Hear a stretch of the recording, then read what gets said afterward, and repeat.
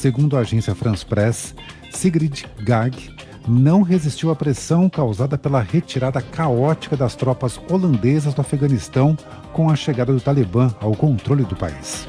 No horário de Brasília, 4h04. Repórter CBN. As principais notícias do dia a cada meia hora.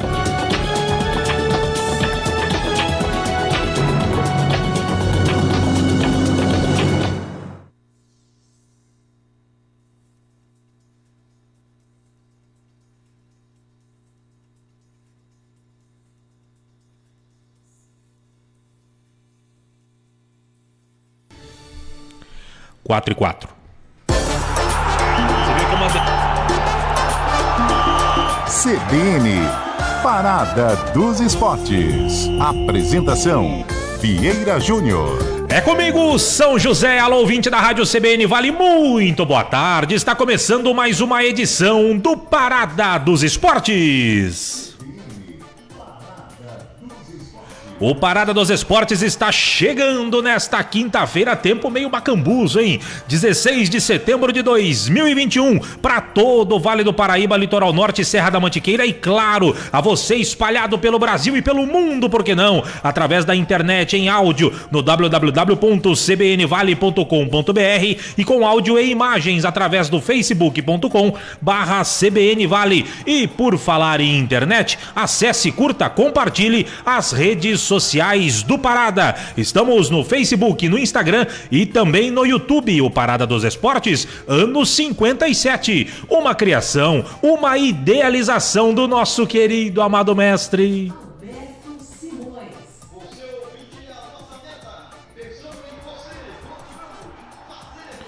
O Parada dos Esportes está começando e, como sempre, recheadaço de muita informação para você aqui na Rádio que toca notícia e sempre tocando de primeira com a equipe Parada dos Esportes. Daqui a pouco tem comentário, tem opinião com ele, Paulo Roberto de Carvalho, doutor da equipe Parada dos Esportes. Daqui a pouco tem entrevista bacana com a Gleice Silva, técnica do São José Futsal Feminino. Hoje tem bola rolando para as meninas, a máquina amarela jogando aqui em São José, terceira rodada do Campeonato Paulista. Tem também a presença da repórter Daniela Esperon, falando sobre os 3 jogos de ontem, os restantes, das quartas de final da Copa do Brasil, que definiram os semifinalistas. Hoje, entrevista bacana com o ex-jogador e técnico de futebol Alexandre Galo. Lembra dele? Volantão, jogou por vários clubes, Portuguesa, Corinthians, entre tantos outros, foi técnico do Santos. O último time dele foi o Santa Cruz, durou 12 dias no cargo,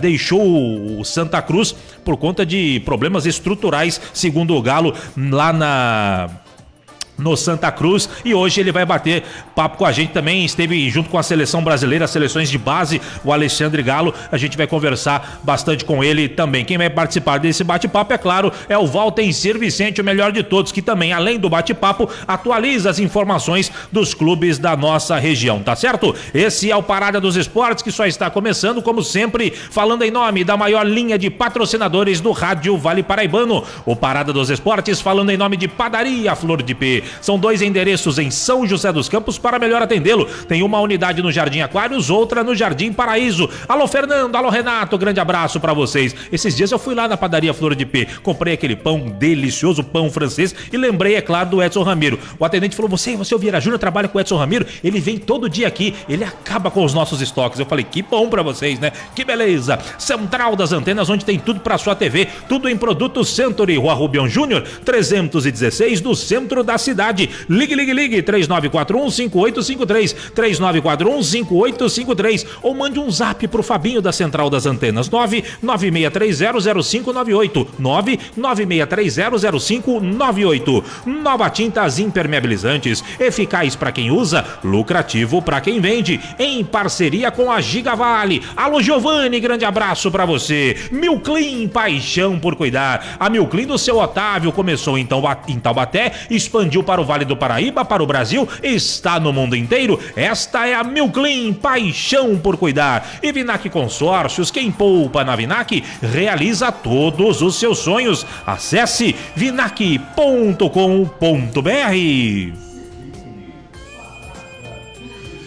Esse é o Parada dos Esportes, que só está começando com a apresentação de Vieira Júnior. A produção do Parada é da Usina de Ideias, Usina 1, Chaga Júnior, Usina 2, Celso Gomes. Direção artística de Paulo Lima, o Bom Cabelo. Na técnica central, ele, Ed Show Ramiro. Direção geral, José Geraldo Amoroso Jorge. Rádio CBN Vale 750 AM, uma emissora afiliada ao Grupo Globo CBN.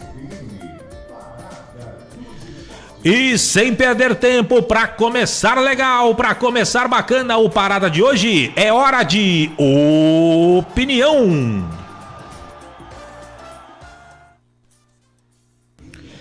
E a opinião de toda segunda-feira é o Edson Fonseca, mas hoje é quinta-feira e toda quinta-feira chega ele, o Paulo Roberto de Carvalho. Chega mais, Paulinho. Boa tarde, Paulinho. Boa tarde, Vieira. Abração a você também, os ouvintes do Parada. Futebol feminino do São José. Quem te viu e quem te vê? Aquele time que já foi base da seleção brasileira, que ganhou tantos títulos aqui pelo Brasil, que foi tricampeão da Libertadores Feminina, das 13 edições é o time que mais venceu, tem 3 títulos e hoje vive um momento crítico, um momento de muita dificuldade, de muita fragilidade, eu diria, em termos do seu futebol feminino. Escapou na última rodada do rebaixamento do Campeonato Brasileiro da Série A e no Campeonato Paulista vem muito mal. São José em 5 jogos só tem 1 vitória, 3 pontos apenas na competição. A gente abre as redes sociais, muitas comparações com aquele São José do passado, com o que está acontecendo hoje,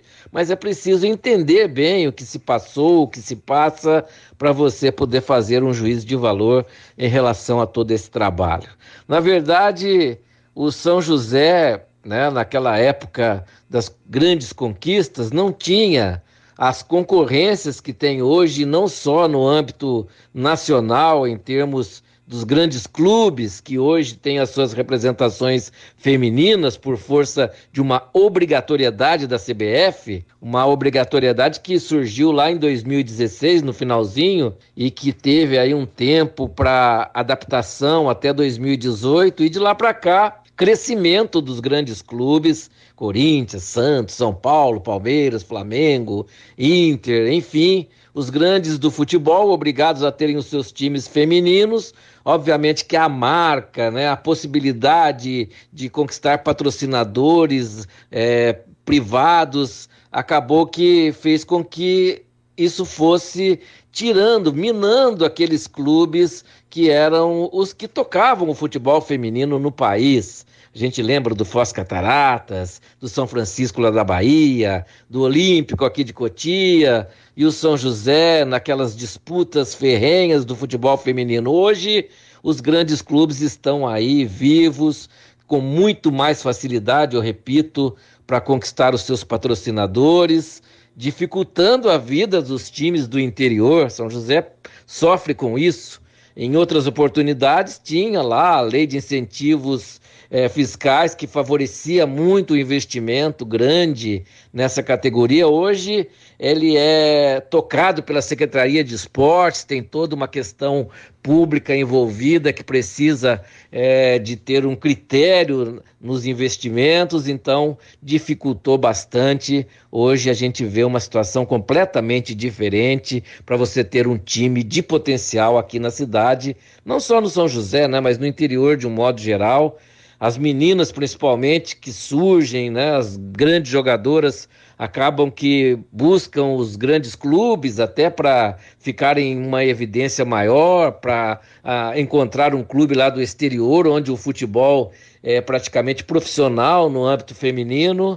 Então fica muito complicado, muito difícil. Eu acho que esse é o caminho que acabou fazendo com que o São José chegasse até essa situação atual. E eu não vejo grandes possibilidades a curto prazo de uma mudança, a menos que esse trabalho possa ser expandido e possa conquistar aí um patrocinador master, daqueles fortes mesmo, para poder montar um grande time de futebol feminino aqui na cidade. Mas hoje tem uma concorrência enorme, Tem o vôlei, tem basquete, tem o próprio futebol que concorre em cima desses patrocínios, então a situação fica muito complicada. Mas oxalá que isso possa acontecer, que a gente possa ter, sem dúvida nenhuma, alguém que possa investir um pouco mais nesse futebol feminino e trazer as grandes glórias do passado de novo aqui para São José. É isso aí, Vieira, um grande abraço, continuem ligados aqui no Parada dos Esportes. Valeu, Paulinho de Carvalho, grande abraço pra você, o dono da quinta-feira, o comentário é dele, Paulo Roberto de Carvalho, falando da situação complicada aí do futebol feminino de São José dos Campos. Agora, quem sempre vive um bom momento é o futsal feminino de São José dos Campos, a Máquina Amarela tem uma técnica nova, não tão nova assim, no sentido de que ela já conhece o time há muito tempo, foi atleta do time, vinha como assistente técnica e assumiu recentemente a equipe. Eu tô falando da Gleice Silva, atual técnica do São José Futsal Feminino, a Máquina Amarela, inclusive vim de amarelo hoje em homenagem às meninas. Tudo bem, Gleice? Boa tarde, obrigado pela sua atenção aqui com os ouvintes da Rádio CBN. Boa tarde, eu que agradeço pelo convite, é uma satisfação estar aqui conversando com vocês. Maravilha, satisfação imensa, esse sotaque carioca é bom demais. Ô Gleice, me diga uma coisa, você foi atleta do São José por um bom tempo, foi artilheira do São José também em algumas temporadas. Eu queria que você falasse um pouquinho primeiro do seu começo no futsal lá atrás, como é que foi tudo isso, Gleice? Eu tô aqui em São José desde 2016, mas eu comecei jogando lá no Rio, né, sou carioca, comecei jogando num projeto social que tinha lá no meu bairro, e joguei os escolares e uma escola lá do Rio, que é escola para atletas, né, eu ganhei bolsa para estudar lá, e ganhei bolsa, fiz o ensino médio na escola e ganhei bolsa na faculdade também para jogar pela faculdade, aí eu fui seguindo. Perfeito. E como é que você chegou aqui em São José há 4 anos atrás? Então, eu estava jogando em Cotia, né? Eu tive uma lesão lá em Cotia e eu fiquei 1 ano, né, tratando a lesão, rompi o LCA e acabou que o time lá de Cotia mudou tudo e o time acabou. Daí eu ia voltar para minha casa, né? Aí uma amiga minha que era aqui de São José, a Rafa, ela foi contratada pelo São José. Aí ela me chamou para vir junto com ela e falou assim, vamos lá, você conversa com o treinador e vê se ele deixa você treinar, para ele te avaliar, ele gostando, você fica na equipe. Daí foi assim que eu cheguei aqui em São José, vim na cara e na coragem, no dia da apresentação, conversei com o técnico que era o Nenê, né, o antigo técnico de São José, e ele deixou eu treinar e daí desde então eu fiquei aqui em São José. Ou seja, você deu um tiro certeiro então, né? Vindo pra cá, exatamente, no convite da tua amiga e deu certo, né, Gleice? Isso. Ô, Gleice, graças agora... a Deus. Que bom, né? E deu frutos, que você foi artilheira do São José, não foi? Sim, fui artilheira. Maravilha. Ô, Gleice, agora me diga uma coisa. Em que momento começou a passar pela sua cabeça a aposentadoria das quadras como atleta e começou a vislumbrar aí a possibilidade de trabalhar fora das quadras? Então, em 2018, né, no meado de 2018 eu tive uma lesão, eu rompi o LCA novamente, mas da perna esquerda, e eu fiquei praticamente um ano, tratando tudo certinho, fazendo fisioterapia, operei tudo, porém, o meu psicológico foi muito abalado, e com isso eu fiquei meio que desmotivada, já não estava mais com tanta vontade de estar dentro das quadras. Amo estar entre as 4 linhas, mas não era mais uma coisa que estava me fazendo bem. Psicologicamente eu não consegui retornar bem e isso me afetou muito. Então quando eu penso assim, quando você faz algo que não está te agradando, você tem que dar um passo atrás e buscar algo que você vai fazer com eficiência e vai estar sendo feliz.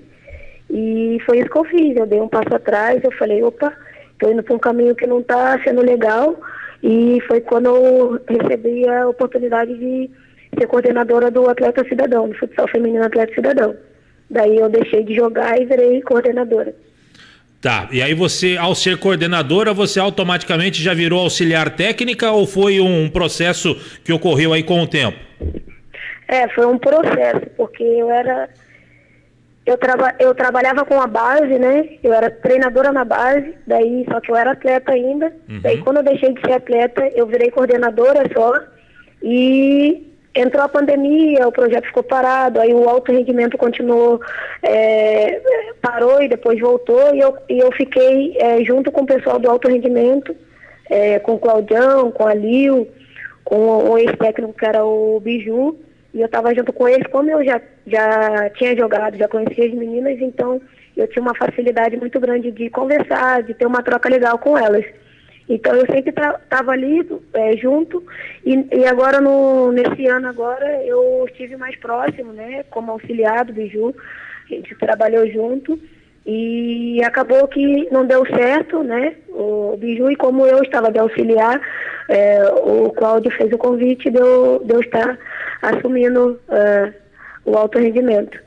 E você assumiu em meados, comecinho de junho, se eu não estou enganado, com a saída do Biju, você acabou assumindo definitivamente e está ficando e está apresentando bons resultados. Está gostando dessa vida agora de treinadora efetiva, Gleice? Eu vou falar para você, vou ser bem sincera. No começo eu tive bastante medo, né, receio, porque era um desafio muito grande, uma coisa que eu nunca tinha vivenciado. Mas hoje, eu falo, foi uma coisa que aconteceu, que era para acontecer, e está sendo muito bom, porque tudo na nossa vida a gente tem que levar como aprendizado. Então, é um aprendizado, é uma vivência, uma rica vivência, porque trabalhar no alto rendimento, depois de você ser atleta e você estar fora das 4 linhas ali auxiliando, é um desafio muito grande. E a cada dia eu venho me desafiando mais. Então, é muito bom. Estou gostando muito e espero que a gente possa colher muitos e muitos frutos. Ô Gleice, você foi jogadora, você passou pela mão de vários treinadores, obviamente. Você imaginava como é que era de fato a vida do treinador, agora vivenciando na carne? Provavelmente você deve ter tido algum treinador que você fala assim, esse cara tá enchendo o saco, esse cara de repente não sabe o que tá falando aqui, quem manda é a gente que joga, e agora você tá do outro lado. Como é que você avalia essa relação aí? Olha, eu quando era mais nova, eu era bem cabeçudinha. O treinador pegava no pé, cobrava, e era pro meu bem. Só que como eu era mais nova, eu não sabia assimilar, né? Depois de mais velha e ganhando experiência, né, a bagagem do dia a dia, nos meus últimos anos, eu ficava brava, claro, o treinador pegar no pé, nenhum atleta gosta de ficar sendo cobrado, tudo. Mas eu sempre deixei claro para mim, se tá pegando no meu pé, se tá me cobrando, é porque ele sabe que eu posso dar muito mais. Então eu ficava brava assim, mas depois que a gente amadurece, a gente sabe que o treinador só pega no pé porque ele sabe que a gente pode dar mais, e se ele não pegar no pé, a gente fica acomodado, a gente fica na zona de conforto e é pior pra gente. E hoje que você é treinadora, que comanda a máquina amarela, sem citar nomes, tem jogadora cabeçudinha lá, igual era a Gleice antigamente ou não? Tem. E você tem que pegar no pé, obviamente. Eu pego no pé sempre querendo tirar o melhor, né? A gente sabe a qualidade de cada uma e aonde a gente pode apertar, quem a gente pode apertar, aonde a gente pode apertar, até onde pode apertar. Né? Então, cada atleta tem um perfil, mas todas têm qualidade e a gente vai tirando o melhor delas para elas poderem desempenhar um bom futebol dentro de quadra. Perfeito. Agora, Gleice, no Campeonato Paulista, hoje vocês têm a 3ª rodada desse Paulista, jogo marcado para as 8h30 da noite, lá no Poli do Altos de Santana, São José e Praia Grande. Só que antes vocês tiveram, aí pelo Paulista, vocês enfrentaram o Pinda, clássico regional, vitória do São José 4-1. Na última rodada pelo Paulista, vocês enfrentaram o Instituto Lince e acabaram sendo goleadas por 5-1. O Instituto Lince é o Taboão da Serra, não é? Isso, Taboão da Serra. Que pelo visto, sempre teve uma boa equipe e manteve a força por lá, né? O Taboão vem numa crescente, né? Ela conseguiu manter o elenco, e isso faz toda a diferença, né? Hoje, no alto rendimento, você continuar o seu trabalho com as mesmas peças, né? E trocando umas ou outras, mas manter a qualidade do seu trabalho. Então ela conseguiu fazer isso. Ela vem numa crescente grande durante aí 3, 4 anos com a mesma equipe. Então isso tem um peso muito grande, porque as meninas só de se olhar elas já sabem, né, onde elas estão. E a gente mudou bastante, a gente perdeu atletas para a Espanha, a gente perdeu atleta para o campo, e a gente vem numa mudança.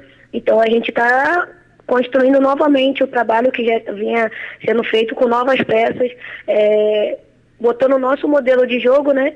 E vamos para cima. Ser referência no futsal como é o São José Futsal, a Máquina Amarela, é muito bom, mas ao mesmo tempo desperta o interesse de clubes. Como você falou aí, o futsal da Espanha levou algumas meninas, até mesmo o futebol de campo, e ter que administrar isso, essas perdas repentinas, é meio complicado, né, Gleice? Sim. A gente é o segundo ano que a gente vem perdendo atleta no meado do ano, né? A gente vem trabalhando, né, para repor peças, só que por conta da pandemia, diversos fatores, a gente teve um pouco de dificuldade de estar trazendo novas meninas, né? Mas a gente trabalha com as meninas que a gente tem aqui, que tem um grande potencial, que leva o trabalho a sério, e a gente vai buscando, vai se reformulando, né, de acordo com o ano que vai entrando. A gente tem que se reformular, a gente perde, outros clubes também perdem, e a gente tem que buscar e tem que continuar o trabalho. Perfeito. Ô Gleice, aí com relação ao jogo de hoje, esse Praia Grande aí, é um adversário à altura, perigoso? O que dá para falar desse jogo? Expectativa para o jogo de logo mais? É um adversário perigoso, sim, porque elas jogam numa marcação baixa, né? Dificulta bastante, nosso time movimenta bastante, tem jogo de pivô, e às vezes quando o time marca muito baixo, dificulta o nosso jogo de pivô, a gente tem que abrir mais o jogo pelas alas. Então, o jogo de paciência, de tranquilidade, e a gente buscar abrir a defesa para poder achar as finalizações. Perfeito. Gleice, para a gente fechar, você está no comando aí efetivo da equipe do São José Futsal Feminino, a Máquina Amarela, mais ou menos uns 3 meses. Já deu para as meninas assimilarem aquilo que você espera delas, o seu estilo de postar as meninas em quadra? Ainda está faltando um pouquinho? Como é que você avalia isso? Então, como eu falei, estamos no processo, né? A gente passou por diversas coisas esse ano. Teve bastante coisa desde o início do ano até hoje. Até mesmo a troca de treinadores, o trabalho que vinha sendo feito, a gente tentou dar continuidade, porém algumas coisas que eu gosto que seja a minha cara, né? De jogo, de padrão, de movimentação, de jogadas, eu tive que colocar, né, para as meninas. Então tem um processo de entendimento, de mudança, de aceitação, né? Então a gente está nesse processo, estamos caminhando, a gente vem evoluindo bastante, né? E eu acho que a gente tem bastante competições até o final do ano, então a gente vai colher grandes coisas, porque a evolução das meninas está vindo gradativamente. E as meninas estão assimilando bem essa sua metodologia de trabalho? Estão sim. Tá sendo bem bacana trabalhar com elas, as meninas são bem obedientes. A gente sabe que a gente pode muito mais, né? E a cada dia a gente vem trabalhando para a gente sempre alcançar esse melhor, né? E quando as cabeçudas encheram o saco, você vai lá e põe elas na linha, não é isso? É só não convocar pro jogo, né? Então tá certo. Ô Gleice, quero te agradecer, obrigado por esse bate-papo, muito bacana, conhecer um pouquinho da sua história também, e a gente deseja sorte para você no jogo logo mais e na sequência do trabalho aí agora como treinador. Um abraço, sucesso. Eu que agradeço, obrigado pela oportunidade, obrigado pela divulgação do São José Futsal Feminino, pelo investimento que a Prefeitura tem feito, a DM Card, que é nosso patrocinador também. Muito obrigado mesmo e espero que eu volte sempre. Imagina, as portas estão sempre abertas para você e para a Máquina Amarela. Grande abraço, obrigado. Abraço, obrigado. Valeu, tchau, tchau. Conversamos com a Gleice Silva, técnica da equipe do São José Futsal Feminino. Vocês viram aí uma simpatia. A Gleice, esse sotaque carioca, conquista todo mundo. Ela é gente da melhor qualidade.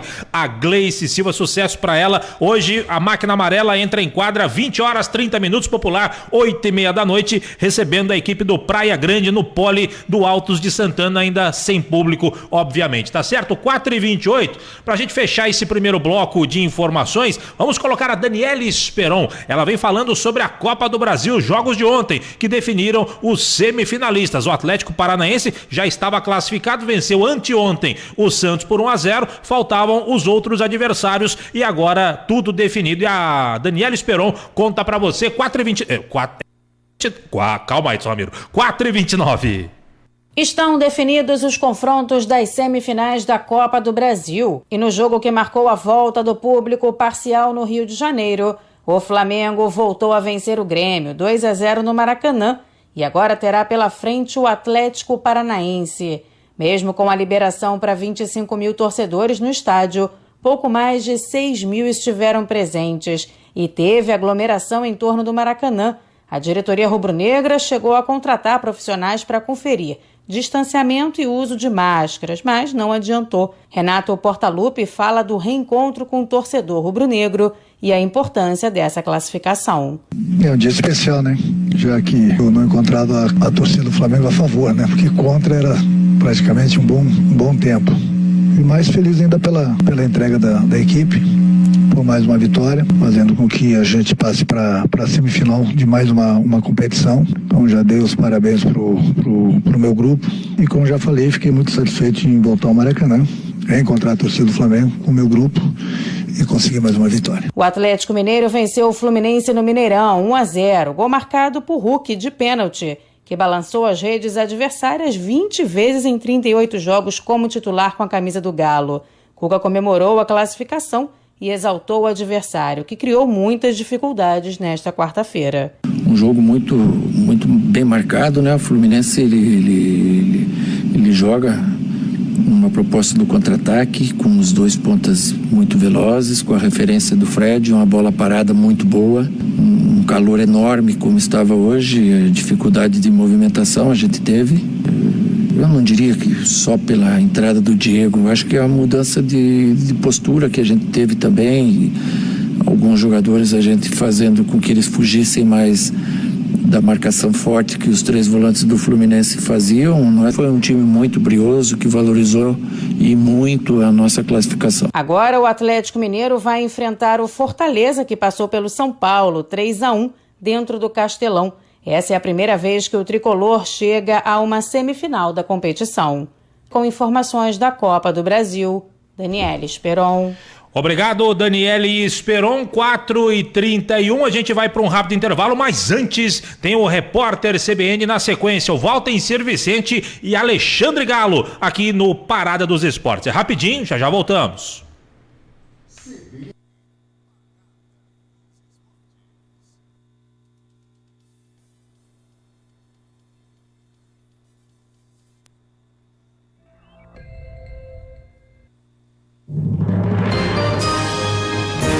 Repórter CBN.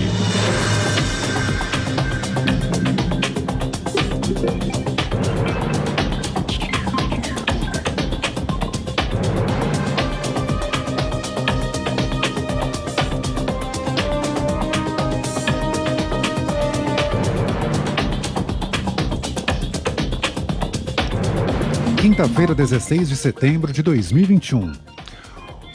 O ministro da Saúde, Marcelo Queiroga, atribuiu à falta de evidências científicas a decisão de recuar e suspender a vacinação de adolescentes sem comorbidades contra a Covid-19. Ele também citou a ocorrência de eventos adversos nesta faixa etária. Segundo a pasta, a medida foi adotada por cautela. Queiroga afirmou que agora a recomendação é de que adolescentes que já receberam a primeira dose não tomem a segunda, até que haja nova recomendação da pasta. O ministro da Educação, Milton Ribeiro, disse que jogou dinheiro no lixo com os estudantes que faltaram à última edição do Enem. Ele se referiu aos gastos com a impressão das provas e a logística de distribuição das avaliações. O exame foi realizado em meio à pandemia de coronavírus em salas com ocupação superior à prometida e teve recorde de abstenção. Segundo Milton Ribeiro, o objetivo de não conceder gratuidade no Enem deste ano é dar disciplina aos jovens. A média do salário inicial dos professores no Brasil é a menor entre 40 países analisados pela Organização para a Cooperação e Desenvolvimento Econômico, a OCDE. Segundo o levantamento, os docentes começam a profissão recebendo $13.900 por ano. Os melhores salários iniciais foram verificados em Luxemburgo e na Alemanha, que tem uma média superior a $70 mil anuais. A China já vacinou completamente mais de 70% da população contra a Covid-19. O índice corresponde a pouco mais de 1 bilhão de pessoas. Até esta quarta-feira foram mais 2 bilhões de doses haviam sido administradas no país asiático. Apesar da campanha de imunização estar acelerada e à frente dos Estados Unidos e da Europa, a China não tem planos imediatos para aliviar as medidas de restrição contra o coronavírus. No horário de Brasília, 4h34. Repórter CBN. As principais notícias do dia a cada meia hora.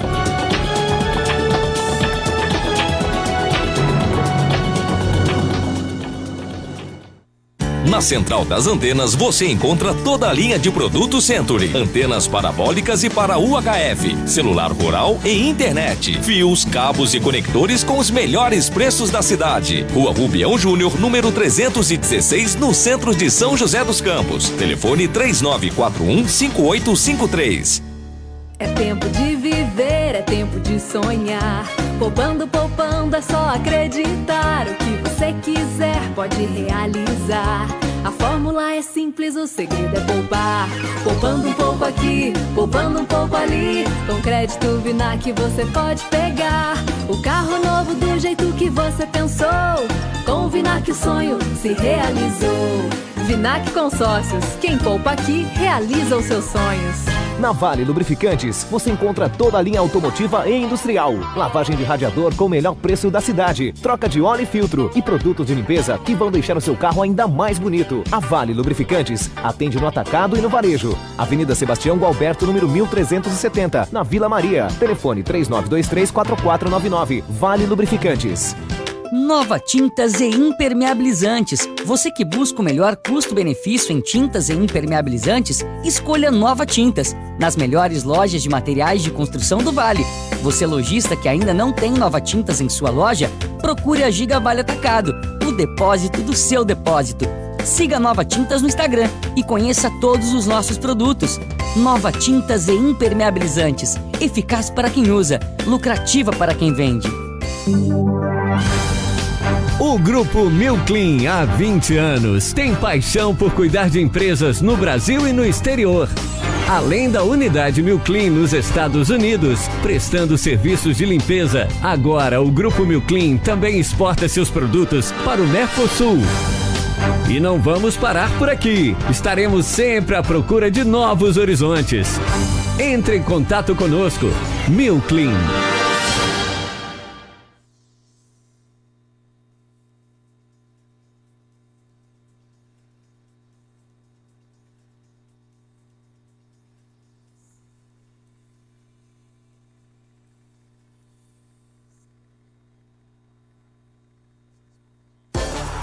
Muito bem, de volta com o Parada dos Esportes, 4h37, sempre falando em nome de Padaria Flor de P. São 2 endereços em São José dos Campos para melhor atendê-lo. Tem uma unidade no Jardim Aquários, outra no Jardim Paraíso. Um abraço pro Fernando, um abraço pro Renato. Agora, 4h37 é hora dele. O melhor de todos pede passagem para desfilar o seu conhecimento. Alô, Valtencir Vicente. De onde estiver, se estiver, deixa cair, Valtencir. Boa tarde.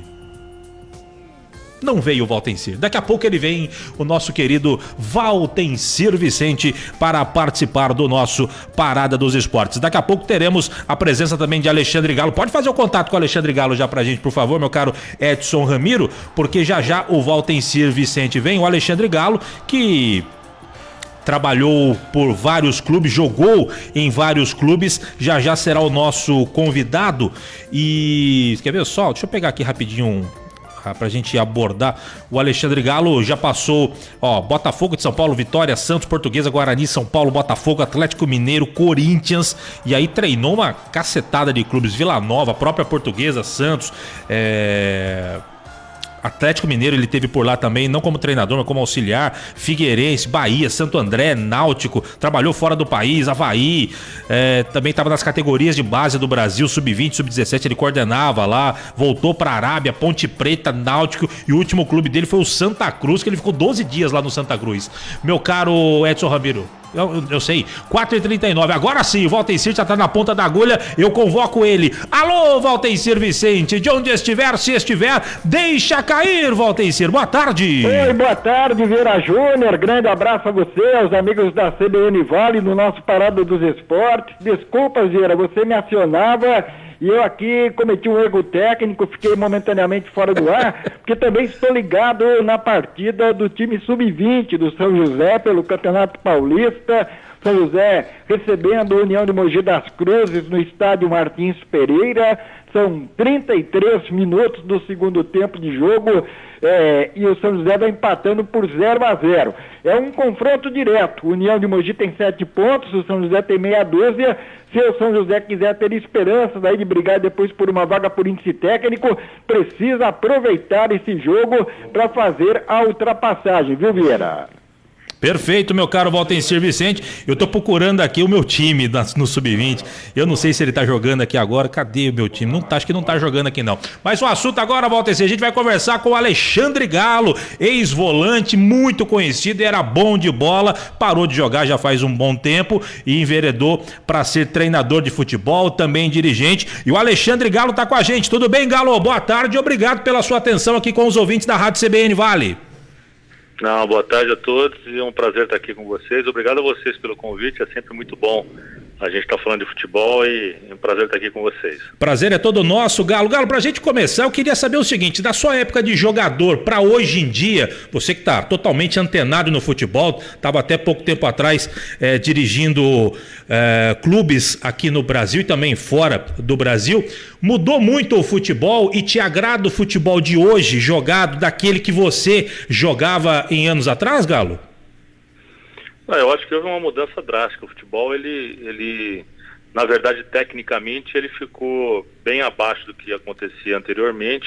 Aumentou-se a velocidade, a questão física hoje conta bastante. Mas a gente viu muito defeito, principalmente na formação, né? Você vê atletas em formação aí, dirigentes com uma mentalidade específica de vitória, e a formação não é isso.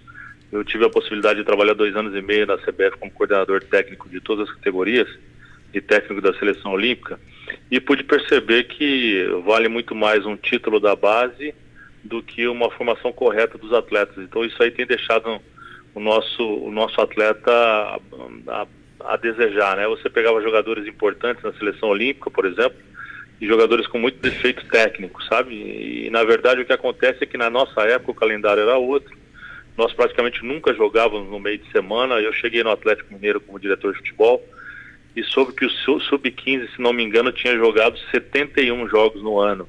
Eu falei, ok, e quando é que vai treinar, né? Quer dizer, é um absurdo. A base de uma categoria de base são as categorias menores, onde você tem que realmente trabalhar muito a questão técnica, e muita gente deixa a desejar isso aí, entendeu? Ou seja, em cima do que você está falando, o imediatismo do futebol brasileiro acaba atrapalhando a formação do atleta, e quando ele chega e até de repente ele estoura, muitos deles não conseguem vingar porque não teve uma boa preparação lá atrás, né, Galo? Alô? Oi, tô te ouvindo. Oi. Não, na verdade eu acho que é um problema de gestão, né? Um grave problema que existe hoje no Brasil você ter, por exemplo, um presidente que entra num clube e fica 2 ou 3 anos, aí muda o presidente, muda-se toda uma linha sucessória, principalmente na categoria de base, e cada vez mais eles querem ganhar títulos para que o próprio treinador da base suba para o profissional. Então, o que acontece e diferente é que em outros países existe um plano de carreira específico para os treinadores de base, que devem ficar especificamente na base para trabalhar a qualidade do atleta. E aqui no Brasil foca-se muito na questão de vencer títulos para poder galgar um novo mandato, alguma coisa assim, entendeu? Entendi. O Galo, eu vou colocar nessa roda de conversa o nosso repórter Valtencir Vicente, também quer te dar um abraço e bater um papo contigo. Valtencir Vicente, Alexandre Galo tá com a gente. Opa, boa tarde, Galo. Me permita voltar ao tempo, né? Porque quando eu ouço falar no Galo, eu tenho uma imagem muito nítida na minha cabeça, que é relacionada a um grande momento do São José Esporte Clube, uma campanha em 1989, e acredito que o jogo tenha sido importante também para você, porque foi a última partida oficial do Dr. Sócrates. Você se lembra de um Botafogo e São José, Campeonato Brasileiro da Série B de 1989, Galo? Boa tarde.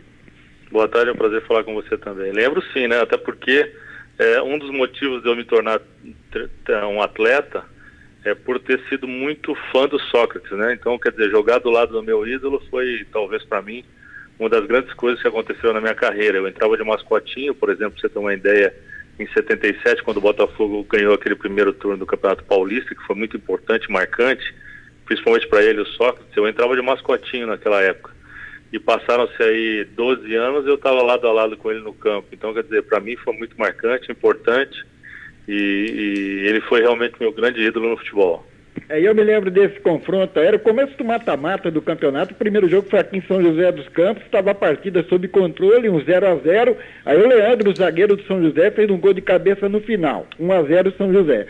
Aí no jogo de volta, o que marca muito foi o seguinte, o Botafogo precisava ganhar, né, para inverter o mata-mata. E em determinado momento do segundo tempo, eu me lembro de você dando liberdade para Sócrates, Vladimir, Rodinaldo. Você fazia sinais com o braço, tipo assim, ó, pode ir, vocês podem ir que eu seguro aqui. E você vinha segurando tudo, e o Botafogo pressionando, e Vladimir chutando de longe, Sócrates batendo falta. Aí em determinado momento, seu Mário Travalini tirou o Galo. Eu falei, pô, melhor pra nós, né? Vai dar uma aliviada. Aí o São José começou a jogar de novo no meio campo, viu, Galo? Não, eu era um jovem, né, e fazia a função de volante, sem dúvida. Para esses bons jogadores que tinham todos à minha frente, aí tinha que segurar a onda, mas o São José sempre foi uma equipe naquela época bastante importante no cenário, sempre montava bons elencos e sempre trazia dificuldade para todos os adversários. Ô Galo, me diga uma coisa, você falou da seleção brasileira, que você passou e coordenou todas as categorias de base. Antes de você chegar à CBF, você imaginava que era de um jeito e estando lá, você percebeu que era de uma outra forma, ou você já imaginava como seria e teve que ajustar a sua forma de trabalhar?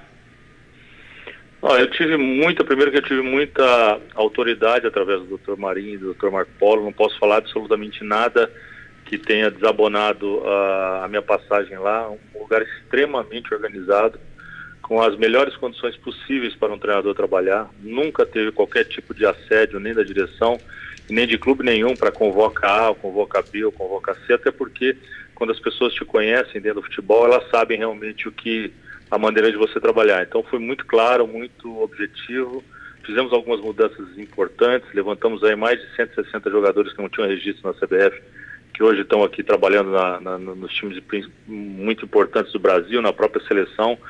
Trabalhei com um grupo de atletas naquele ciclo olímpico aí que hoje está todo aí jogando inclusive na seleção principal, jogadores importantes. Então acho que deixei o meu trabalho, fui até onde realmente tinha que ir. Fizemos o desenho do ciclo olímpico todo e nunca no mundo inteiro tinha feito um desenho onde uma equipe faria 40 jogos antes de uma Olimpíada. Comigo fizemos 34, foram 25 vitórias, se não me engano, e 9 empates. Ganhamos todas as competições que nós disputamos com o time olímpico. Dos 15 abaixo de 23 anos, 13 foram convocados, então já era um time que jogava junto. Então, lógico que o mérito é de quem venceu. No caso, eu saí 11 meses antes da Olimpíada, mas talvez eu tenha sido ali um grãozinho de areia para poder ajudar nesse processo todo do Brasil ganhar a sua primeira medalha. Perfeito. Valtencir? Ô Galo, antes mesmo da pandemia, essa questão do calendário aí já era muito discutida, sempre ficou apertado, né? E com a pandemia, então, nem se fala agora, em tempos recentes aí há muitas reclamações, contusões, e sempre também vem aquele questionamento, por que não terminar com os campeonatos estaduais? Por que não modificar as fórmulas de disputas das competições? Você vê assim na sua forma de pensar alguma alternativa que seja prática mesmo, que produza resultados efetivos em caso de mudança, Galo? Olha, eu, como talvez a maioria de vocês aí, também sou do interior, sou de Ribeirão Preto, e eu acho que o campeonato estadual ele é muito importante, até porque a Lei Pelé, ela veio atrapalhar demais os clubes formadores. Como São José também sempre foi um clube formador de grandes jogadores, eu acho que se a gente acabar o estadual, a gente vai acabar de matar os clubes menores do Brasil, do interior, que é onde realmente formam-se atletas, né? Então, eu imagino assim, pra você ter uma ideia, a Alemanha tem 8 divisões, né? Aqui no Brasil nós temos 4. Um país continental e gigantesco como o nosso, acho que nós poderíamos, seria uma opção abrir para mais categorias, aí diminuir o número de times do Campeonato Brasileiro, né, e diminuir o tempo do Campeonato Brasileiro, ou aumentar pelo menos as semanas, onde você poderia ter semanas espaçadas para mais treinamentos, por exemplo. Se a Alemanha é um país do tamanho de um estado aqui no Brasil, eu acho que o Brasil poderia ter pelo menos aí 6, 7, A, B, C, D, E, F, G, alguma coisa assim, para justamente você diminuir o número de times, qualificar ainda mais a Série A, melhorar a Série B, dar ênfase à Série C e assim sucessivamente. Seria um crescimento inverso, mas que daria uma qualidade maior para o futebol e abrangeria um número grande de clubes nesse sentido, diminuindo o número de jogos de todas as equipes, que isso aí é fundamental, né? A gente não entende, a Argentina joga muito menos que a gente, o Uruguai joga muito menos que a gente. Aqui na América do Sul, só a gente com essa loucura de quantidade de jogos aí, que atrapalha tudo, atrapalha a formação, atrapalha os treinadores, essa outra atividade de treinadores, ela fica insana. Então é um efeito cascata assim que atrapalha todo o futebol. Você acha então que o fato do Brasil viver essa loucura de jogos, de número de jogos, ela atrapalha efetivamente na qualidade técnica atual? Demais, atrapalha a formação, porque isso aí, a partir do momento que você tem um excesso de jogos, você desqualifica até o trabalho. Você vulgariza o trabalho dos treinadores hoje, né? Então hoje essa outra atividade grande é porque nós precisamos de resultado amanhã, precisamos de resultado na quinta-feira, depois na terça-feira. Não dá para ser assim. Para você colocar um trabalho dentro de um clube, você demanda tempo, senão teria que mudar a carteira de trabalho de treinador profissional para mágico. Isso aí não existe. Então o excesso de jogos do futebol brasileiro atrapalha demais em todos os segmentos, inclusive na gestão. A gestão poderia ter também um pouco mais de tranquilidade, um pouco mais de calma, menos cobrança, para que você tivesse aí aumentado a quantidade de categorias, né, de A até, sei lá, F, G, alguma coisa assim, como é na Alemanha, que é um país tão pequeno e tem tem Série A, tem Série B, D, só que lá são números, sabe? Então, quer dizer, eu acho que o Brasil poderia aumentar o número, diminuir o número de clubes, sei lá, talvez 16 clubes por categoria, alguma coisa assim, para diminuir o número de jogos. Porque eu vejo ainda que o campeonato estadual, ele tem um cunho um cunho bastante importante na formação dos atletas, e a quantidade de pessoas que moram como vocês, e como eu sou oriundo do interior, eu volto a falar, e quantos empregos diretos o futebol angaria em todo o Brasil, né, na quantidade de clubes que existem no interior do Brasil todo. Então eu acho que o campeonato estadual ainda ele é uma peça importante e no meu ponto de vista eu acho que é fundamental a continuidade dele. Eu concordo com você, eu já vou passar a bola para o Walter Sir Vicente, mas em cima disso que você está falando, você acha que há primeiro, você acha que é possível realmente fazer isso no Brasil, do jeito que é o Brasil, do jeito que você conhece? Você que transitou aí como treinador, como dirigente, você sabe o que pensam essas pessoas, principalmente dos clubes grandes. Você acha que há possibilidade disso acontecer no Brasil? E o principal, há o interesse dos principais clubes do país para que isso ocorra? Eu acho que a tendência do que a gente tem visto aí no futebol é que os clubes partam talvez para uma liga, né? Eu acho que o que acontece aí na gestão do futebol, o futebol hoje tem uma gestão bastante arcaica. O futebol brasileiro, a gente vê no mundo inteiro aí a SA sendo sucesso em todos os lugares, Milan, Manchester City, United, todos os clubes que têm sucesso hoje, PSG e tantos outros, né? São clubes de sociedade anônima. Acho que o Brasil tem que migrar primeiro para isso. É evidente que nós temos estatutários bastante bem intencionados, mas esse tipo de gestão com presidente, de clubes específicos, com conselho deliberativo, essas coisas já não cabem mais no futebol. O futebol já transcendeu essa situação.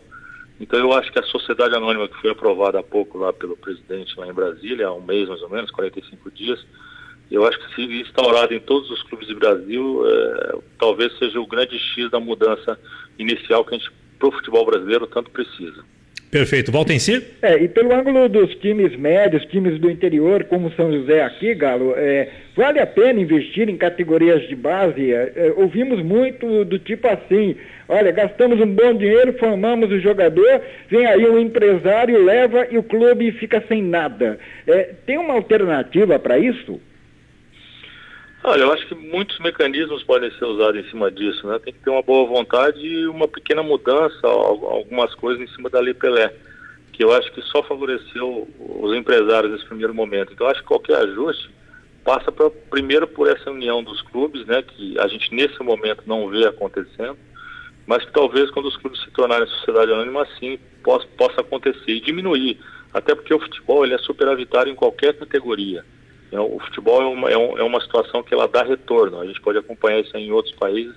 Ela realmente, quando é a sociedade anônima, ela tem retorno. Então, eu acredito muito que a falta de responsabilidade fiscal é o que sempre atrapalhou o futebol brasileiro há muitos anos, né? O presidente entra, o dirigente evidente volta a falar que nós temos muito bons, bem intencionados, que ajudam muito os clubes, mas na sua grande maioria ele entra com uma dívida de 300, 400 milhões e sai com a dívida de 650 e nada acontece.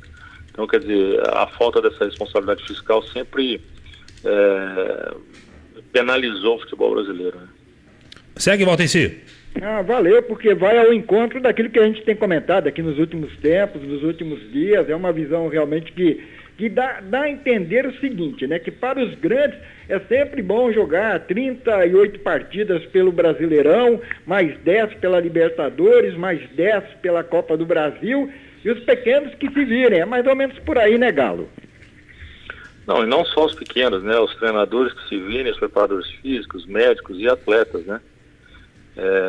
E a seleção em detrimento, porque é uma situação que complica demais, vulgariza demais. Eu acho que o futebol ele tem que partir para uma situação como é a NBA, por exemplo, que são todos shows específicos, só que você tem que ter o entendimento dos atletas, o que é que eles querem, dos treinadores. Então, assim, não só em uma ordem lá de cima para baixo e todo mundo se virar aqui embaixo, que geralmente fragiliza-se muito, né? É a mesma coisa que você está aí numa rádio, numa TV, falou, você vai transmitir 6 jogos num dia. Se você não conseguir, eu vou te trocar. É mais ou menos assim que funciona. Você tem que dar piruleta e tentar fazer isso e inevitavelmente você não vai suportar. E é isso que acontece com nós, a grande maioria dos treinadores e do próprio pessoal que faz a gestão nos clubes. Ô Galo, pra gente fechar, o que você está fazendo hoje? Quais são as expectativas, o próximo passo? Você que já transitou pela linha de auxiliar técnico e também dirigente. Dessas opções, o que lhe agrada mais e o que você está esperando aí pro futuro próximo? Então, na verdade, eu trabalhei na CBF como gestor, mas era técnico da Seleção Olímpica. No Atlético Mineiro, em 2018, como diretor de futebol, que foi uma grata experiência para mim. Me preparei para isso, não fui para lá porque era um ex-atleta. Um momento difícil do Atlético, né? Fico muito feliz de ver o Atlético hoje, um momento muito favorável, mas eu fui num ano que nós tivemos que ter uma austeridade financeira muito grande e não foi fácil, mas foi uma grande experiência. Mas o que eu gosto realmente é trabalhar no campo. Inevitavelmente eu busco essa questão do campo. Tive uma possibilidade agora de voltar ao Emirados Árabes, onde já trabalhei lá e acabou não acontecendo. E recebi um convite do Brusque aí uma semana atrás, aí antes da ida do Vaguinho Dias lá, e acabamos não acertando a questão financeira, mas foi o que aconteceu. Então eu sigo aqui em casa, eu moro em Santos, né?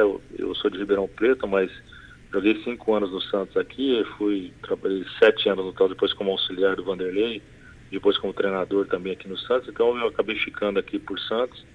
Já estou aqui há 29 anos e é onde eu aguardo aqui o que Deus vai colocar pela frente aí pra gente. Maravilha. Galo, quero agradecer a sua disponibilidade, a sua atenção aqui com os ouvintes da Rádio CBN. Como você falou, é legal a gente conversar com pessoas vitoriosas e que são do interior, como você bem falou. Um prazer te receber aqui e em breve a gente conversa de novo. Combinado, Galo? Obrigado pela oportunidade, sempre vou estar à disposição aí. Um prazer é meu. Valeu, um abraço. Tchau. Tchau, tchau. Conversamos com Alexandre Galo, treinador de futebol, ex-jogador e era dos bons. Era volantão bom o Alexandre Galo, não era não, Valtencir? De time grande, né, Vieira? Jogou em vários times, muito bom jogador. E como eu falei, me lembro desse ano aí de 89, pelo Botafogo de Ribeirão Preto contra o São José. Ele falava pro Sócrates, pode ir embora, vai lá, a gente precisa fazer gols, deixa que eu seguro aqui no meio. Era mais ou menos assim, viu, Vieira? E segurava, né, Valtencir? Segurava mesmo. Por isso que eu falei, foi bom, foi. Quando eu vi que o Mário Travalini trocou o Galo por outro jogador, eu falei, pô, que beleza, hein? Ajudou a gente. Ô, Valtencir, achei aqui, o Ibrachina tá perdendo, Valtencir, 2-1 pra Portuguesa. A Portuguesa tá ganhando. É um problema do Ibrachina, o São José já tem o problema dele, não ganhou do União de Mogi das Cruzes, teve chance para fazer gol, mas também correu o risco de tomar, 0-0, então o São José foi para 7 pontos, o União de Mogi foi para 8, o São José empatou, portanto, com a União de Mogi. Lembrando que quinta-feira é dia normal de rodada do Campeonato Paulista Feminino, mas por causa de data FIFA, amistoso, Brasil, Argentina, coisa e tal, o São José voltará a jogar somente na terça-feira, visitando o Realidade Jovem de São José do Rio Preto, Vieira Júnior. E é pra ganhar do Realidade Jovem, que se não ganhar do Realidade Jovem, fecha as portas. É um jogo bom para somar 3 pontos, né? Mas o Realidade também pensa assim, né? Com Corinthians, Palmeiras não dá, mas com esse São José aí a gente também pode encarar, então é um perigo, viu, Vieira? É verdade, é um jogo perigoso, diria o poeta. Valtencir Vicente, 4h59 e 20, você tem 38 segundos para os seus destaques finais. Bom, Vieira, então para destacar também é o seguinte, né, amanhã tem jogo do novo time de vôlei de São José dos Campos, o Farmacon de São José vai receber o Guarulhos às 18 horas no ginásio do Costa.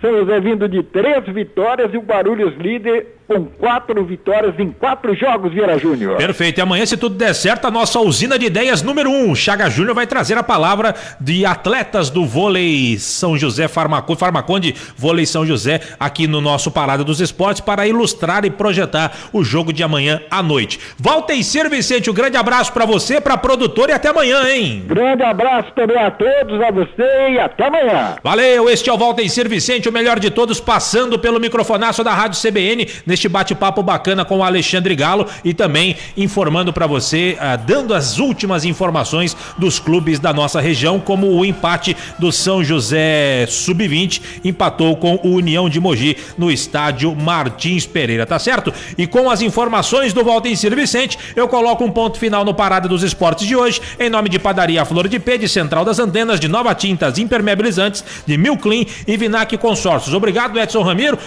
que agora virou um construtor ali, tá montando uma nave espacial. O que é isso? É um drone que está montando? Que coisa, tem parafuso, tem peça aqui, é um negócio de louco o nosso Edson Ramiro, mexendo com tudo aqui. Amanhã a gente volta com mais informações do esporte regional para você. Vem aí o repórter CBN, na sequência, o ponto final com ele, o sempre alegre, divertido, intrépido e bem-humorado Rodrigo Bocardi e Carolina Moran no seu ponto final. Eu, Valtencir e Companhia Limitada, voltamos amanhã a partir das 4 da tarde. De minha parte, grande abraço, até amanhã, tchau, tchau.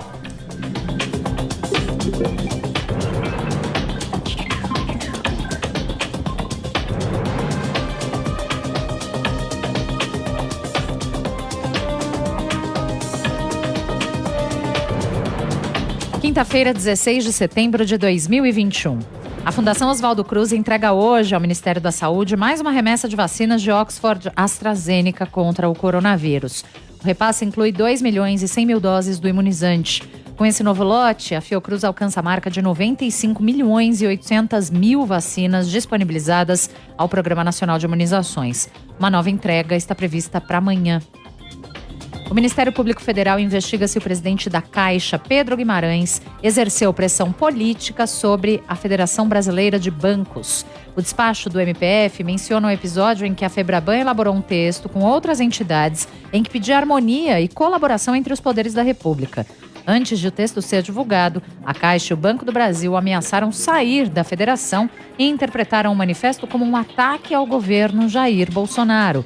Os procuradores acreditam que o movimento dos dois bancos foi liderado por Pedro Guimarães.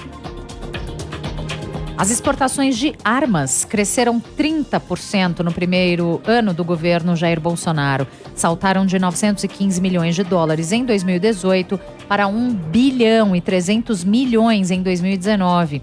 Já o número de empresas credenciadas